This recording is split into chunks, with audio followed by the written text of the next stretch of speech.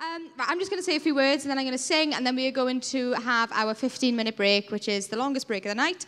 Now, I was kind of thinking about this today, actually, and the kind of things that are going on at the moment in the world and how the world is a beautiful place. You know, you've got places like Canada. My husband says that's really nice. I've never been there, but he says it's lovely. You've got places like the Grand Canyon. You've got even Wales. We've got Brombill Res. Have you guys been to Brombill?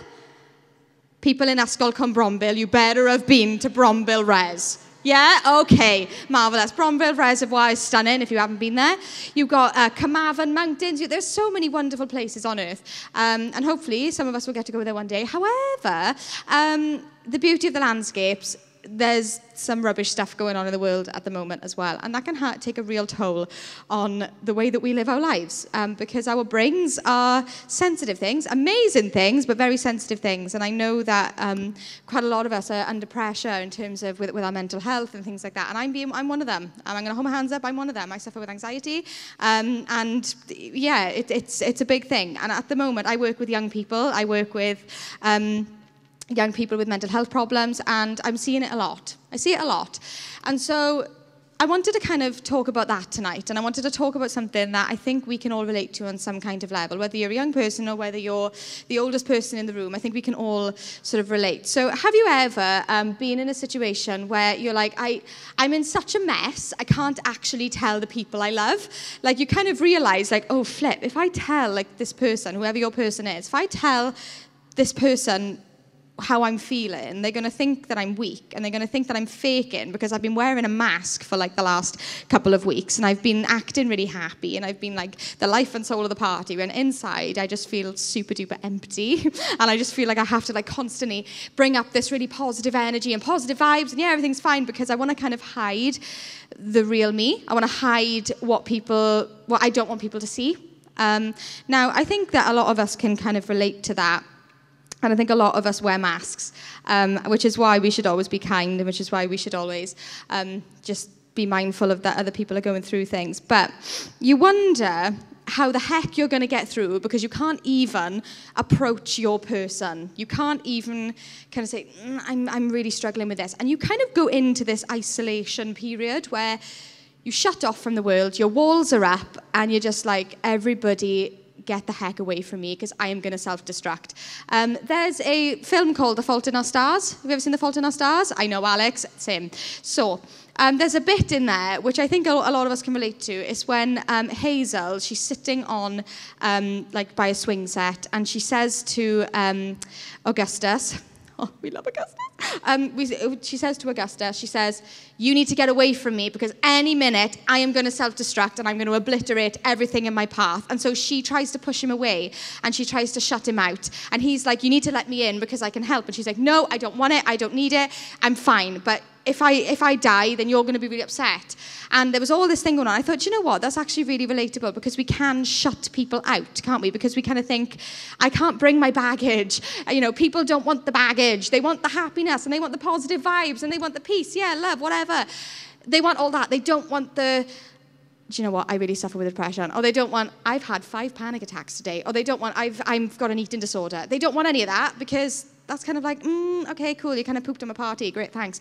And so we shut ourselves off, and we think, yeah, no thanks, I'm not going to talk about it, I'm just going to look at myself in the mirror, tell myself I'm happy, and go out believing it.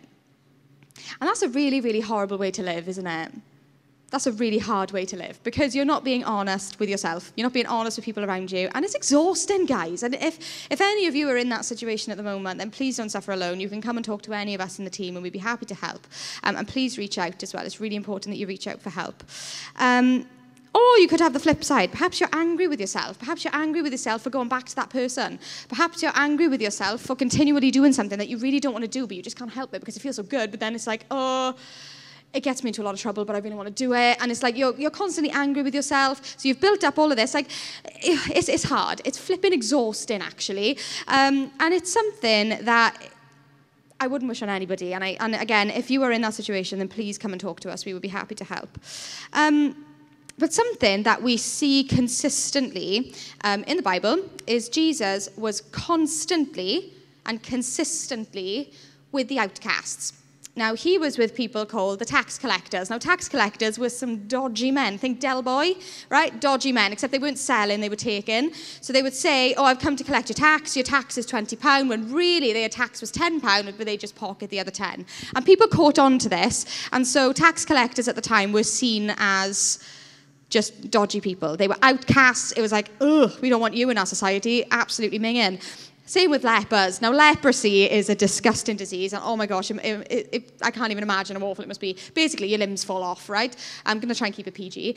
Your limbs fall off because of like a flesh-eating bacteria, and so there would be lepers lining the gates outside the city because they were literally banished. They were like, you get away from us with your horrible skin and get out. And so these lepers, who were still in their right mind, were kind of like, well, what am I going to do? I haven't got anyone.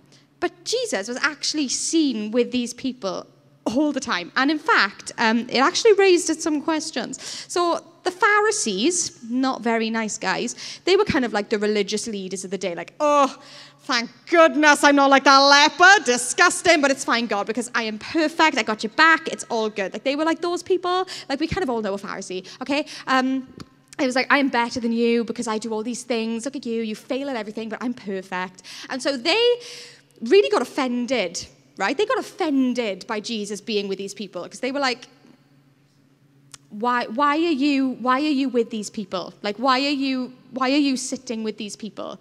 And it was just like, and Jesus actually replied, because it's not oh my gosh, what's the word in? Oh yeah, it's not the healthy that need a doctor, it's the sick.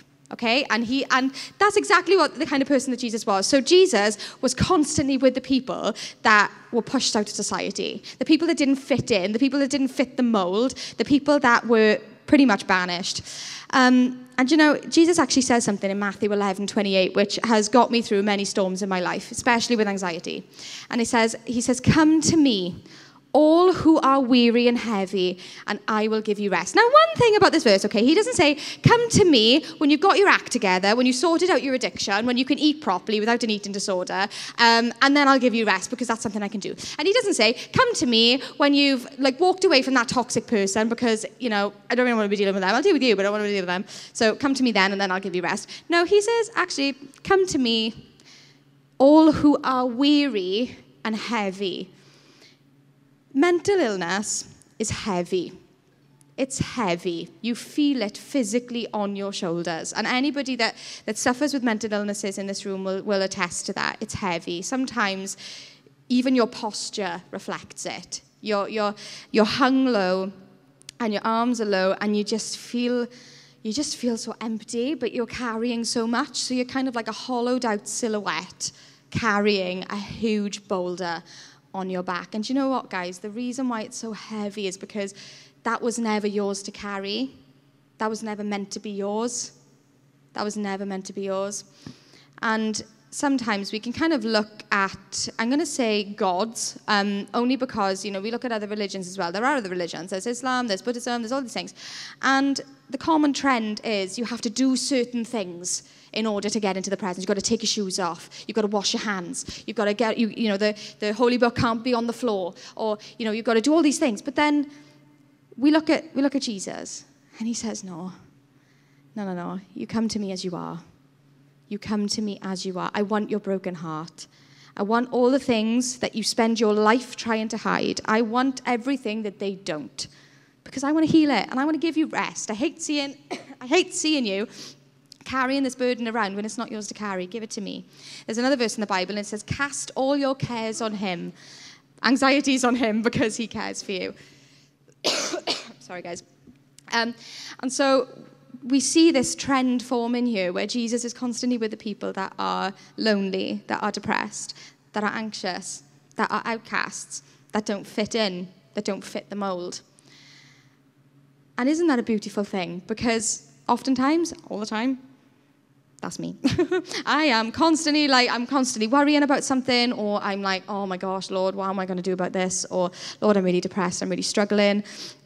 And every time he's like, okay, I got you, it's all good. And that is what is available to everybody in the world, but also to you guys, in our little ecosystem of Soul Point. that is something that is available to you. And do you know what, guys, right? I'm 23 years old. I've been a Christian for a long time. I can't count. But I've been serious about my faith since I was about 13. And I'm telling you guys now, after living and doing things that I thought were fulfilling, the most freeing experience I've ever had is living for Jesus. And I can tell you that with my hand on my heart, because I've done the whole staying out late, and I know I was only 13, but that's just when it happened. I would stay out late down the beach with my friends, or I would go to parties, or I had a non-Christian boyfriend at the time, and that was a really toxic relationship. And I did all that, and I thought it fulfilled me until it all came crashing down. But then I turned around and I thought, no, do you know what? If there's something in this for me, if you really want to help me, then you need to help me get back to where I was. And you know what, guys? That's why I'm standing here today. It is the most freeing experience. And it's an incredible way of life, because in him you have everything. It doesn't mean that I don't suffer with anxiety. It doesn't mean that I don't suffer with depression. But what it does mean is that I'm not alone, and I don't have to carry those burdens alone. And I mean that from the bottom of my heart, that if there's any of you here tonight that you just feel like, I just can't do it anymore, you don't have to. You don't have to do it on your own. There is somebody who literally died for you and then rose again 3 days later because he wanted to take that from you. And you know what? That's not even the best part. He actually gives us life after death as well, which is a whole nother thing. Okay? And so there's so much to the cross. There's so much to Jesus that I haven't even scratched the surface tonight of all he is and all he's done. But I just wanted to come here tonight and just encourage any of you that are going through a really tough time at the moment, where you just feel like nobody cares and nobody loves you. We do, obviously, but there is one person who is absolutely crazy about you, so much so that he died for you, and that's Jesus. And some of you may be rolling your eyes. Some of you may be like, oh, here she goes again, talking about Jesus. Yep, sorry. No, actually, I'm not sorry. But anyway, genuinely, guys, the cross is enough, and the cross speaks over all of your mental illnesses and over all of the things that are going on in your life. And so if you want to know more, if you want to kind of delve deeper into this, just let us know. We're really chill about it. Come and have a chat. You're welcome to ask me any questions as well. I'm an open book.